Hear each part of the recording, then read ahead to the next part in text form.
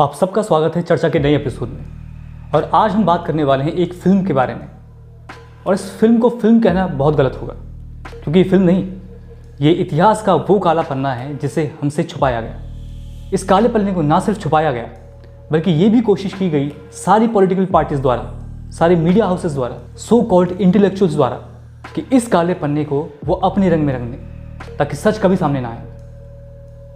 तो कल हमें मौका मिला द कश्मीर फाइल्स देखने का।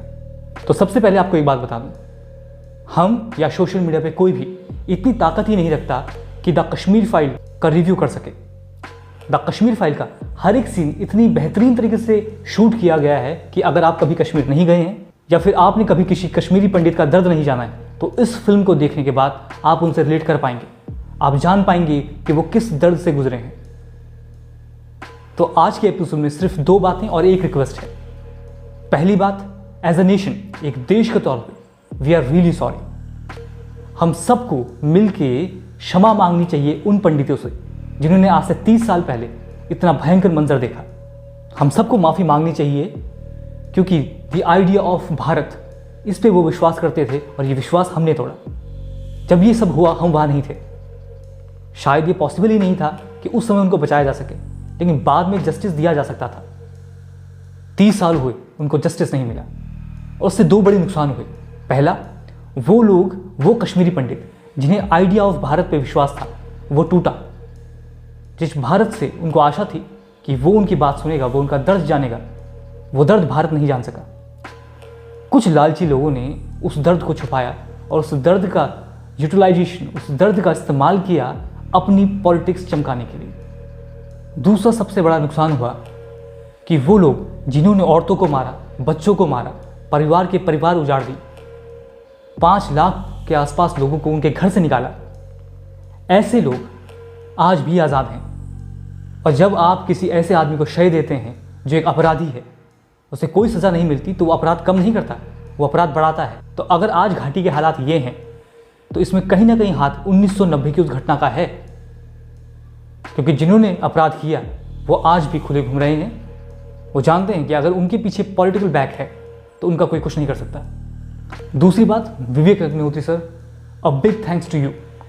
थैंक यू एक बहुत छोटा वर्ड है। कला का सही इस्तेमाल होते हुए बहुत समय बाद हमने देखा। कला से मनोरंजन होता है, लेकिन कला एक बहुत बड़ा हथियार है।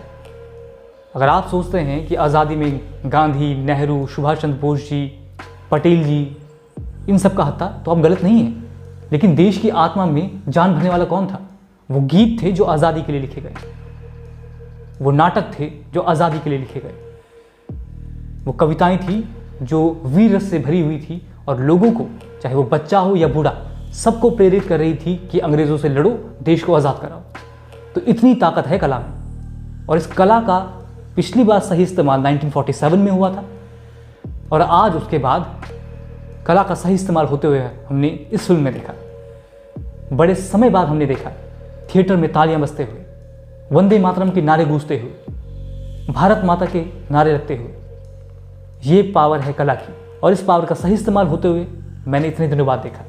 तो a big thanks to Vivek Agnihotri sir. और लास्ट में एक रिक्वेस्ट, अगर अभी तक आप ये वीडियो देख रहे हैं तो please go to theatres. Theatres में जाइए, देखिए कला को पालना पड़ता है और उसके लालन पालन में एक चीज़ लगती है जिसे कहते हैं धन। तो अगर आप थिएटर्स में नहीं जाते तो ऐसी कहानियाँ सामने नहीं आएंगी। दूसरी बात, जब कश्मीरी पंडितों के साथ ये हुआ, हम वहाँ नहीं थे, लेकिन आज थिएटर्स में जाके हम अपना सपोर्ट उनको दिखा सकते हैं। हम दिखा सकते हैं कि अगर हमें मौका मिला होता तो उस समय भी हम उनके साथ होते।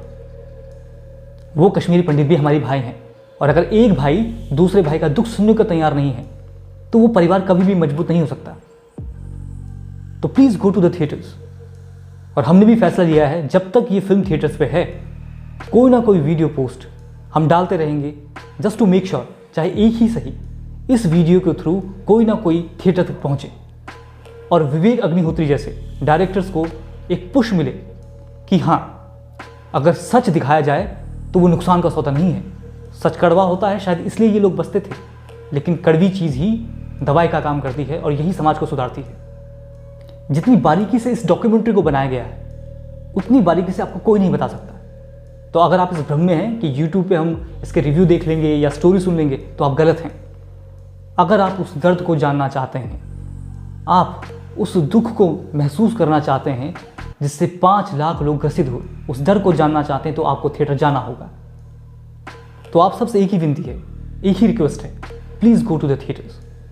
अपने ही देश के उन भाइयों का, उन माताओं का, उन बच्चों का दर्द जाने जिन्होंने अपना सब कुछ खोया सिर्फ इसलिए क्योंकि वो मानते थे कि वो भारत का हिस्सा है, ना कि पाकिस्तान का।